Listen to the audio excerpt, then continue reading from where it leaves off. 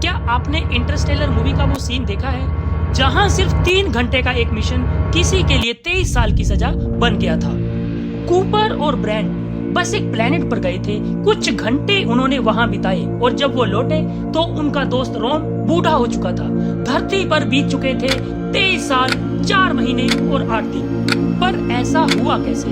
लोग कहते हैं ग्रेविटी टाइम को स्लो कर देती है, लेकिन ये सुनकर आपको समझ कुछ नहीं आता। बस एक नया सवाल पैदा हो जाता है, क्या टाइम वाकई स्लो हो सकता है या फिर हम एक ऐसे भ्रम में जी रहे हैं जिसकी असलियत आइंस्टीन ने 100 साल पहले लिख दी थी, लेकिन हमें किसी ने बताई नहीं। ये सिर्फ एक मूवी नहीं थी, ये उस साइंस की झलक थी जो हमें अपनी किताबों में पढ़ाई नहीं गई, और इस वीडियो में हम उसी साइंस को टुकड़ों में नहीं पूरा का पूरा समझने जा रहे हैं, और वो भी सीधा आइंस्टीन की खुद की किताब से। एक ऐसा आइडिया जो न्यूटन को भी गलत साबित कर देता है, और जो समझ में आ जाए तो आप ग्रेविटी को फिर कभी वैसे नहीं देख पाओगे। तो बकल अप, क्योंकि हम इंटरस्टेलर की तरह सिर्फ स्पेस में नहीं, टाइम में भी ट्रेवल करने जा रहे हैं। और इस सफर की शुरुआत होती है एक सवाल से, क्या ग्रेविटी वाकई टाइम को स्लो कर सकती है? अगर हाँ, तो कैसे किसी और प्लेनेट पर बिताए गए सिर्फ 3 घंटे धरती पर बदल गए 23 साल 4 महीने और 8 दिन। चलिए शुरुआत करते हैं। आपको इंटरस्टेलर मूवी का वो सीन तो याद ही होगा जहां ब्रॉन और कूपर एक ऐसे प्लेनेट पर जाते हैं जो एक ब्लैक होल के बहुत पास होता है।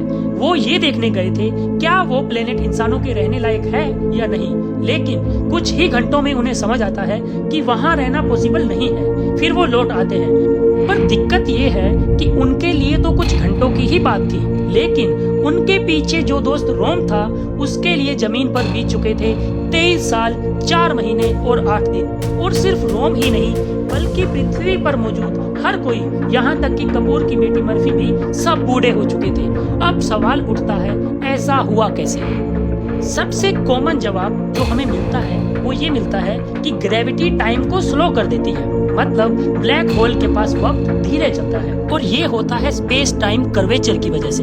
अल्बर्ट आइंस्टीन ने कहा, स्पेस और टाइम दो अलग अलग चीजें नहीं हैं, बल्कि ये मिलकर एक साथ एक फैब्रिक जैसा बनाते हैं जिसे कहते हैं स्पेस टाइम। और जब कोई भारी चीज जैसे सन इस फैब्रिक पर होती है तो वो इसे मोड़ देती है, जैसे आप इस वीडियो में देख सकते हैं। और एक्चुअल में यही स्पेस टाइम कर्वेचर ही ग्रेविटी है, जिसको डिटेल में हमने हमारी इस वीडियो में दिखाया है। जितना ज्यादा स्पेस टाइम मुड़ा हुआ होता है उतना ही टाइम स्लो हो जाता है। दैट मीन्स जहां ग्रेविटी ज्यादा वहां टाइम स्लो हो जाता है, और जहां ग्रेविटी कम वहां टाइम फास्ट हो जाता है। अब आपके दिमाग में आ रहा होगा कि आखिर टाइम डायलेट हो क्यों रहा है स्पेस टाइम कर्वेचर की वजह से। इसको एक सिंपल तरीके से समझा जा सकता है, speed of light her frame of reference में सेम रहती है, लेकिन अगर स्पेस टाइम कर्व्ड है तो लाइट को सीधा नहीं बल्कि थोड़ा घुमा हुआ लंबा रास्ता तय करना पड़ता है। अब लाइट की स्पीड तो बढ़ नहीं सकती, तो सिस्टम को समय को ही एडजस्ट करना पड़ता है, यानी टाइम को धीमा करना पड़ता है। यही है time dilation due to gravity. अब बात करते हैं इंटरस्टेलर मूवी की। इंटरस्टेलर मूवी में जो प्लेनेट था वो एक सुपरमैसिव ब्लैक होल के पास था, यानी वहां स्पेस टाइम इतना ज्यादा कर्व था कि वहां का 1 घंटा धरती के 7 साल के बराबर था। आइंस्टीन की जनरल थ्योरी ऑफ रिलेटिविटी की इक्वेशंस बताती हैं कि टाइम एकदम बराबर नहीं चलता। वो इस पर डिपेंड करता है कि आप स्पेस टाइम के किस हिस्से में हैं। जैसे जैसे आप ब्लैक होल के करीब जाएंगे स्पेस टाइम कर्वेचर बढ़ता जाएगा और वक्त धीमा होता जाएगा, यहाँ तक कि इवेंट होरिजन पर वक्त रुक जाता है। अब सवाल उठता है, क्या ये सिर्फ मूवी की बातें हैं? आंसर है नहीं, ये वही फिजिक्स है जो हर दिन आपके मोबाइल में काम कर रही है। जब आप गूगल मैप्स खोलते हैं या ओला उबेर बुक करते हैं तो आपके फोन का जीपीएस सिग्नल आसमान में घूम रही सैटेलाइट से आता है, और वो सैटेलाइट्स धरती से बहुत ऊपर है जहां ग्रेविटी कम है और टाइम ज्यादा फास्ट चलता है। अगर हम जीपीएस सैटेलाइट्स में आइंस्टीन की रिलेटिविटी की करेक्शन ना लगाएं तो हर दिन आपका जीपीएस लोकेशन करीब 10 किलोमीटर तक गलत हो सकता है।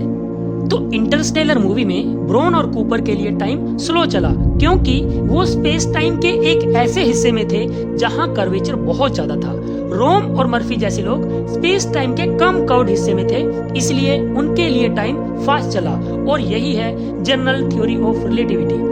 अगर आपको यह कंसेप्ट समझ आया तो कोशिश करें इसे किसी और को भी समझाएं, और वीडियो अच्छी लगे तो लाइक, कमेंट और सब्सक्राइब जरूर करें।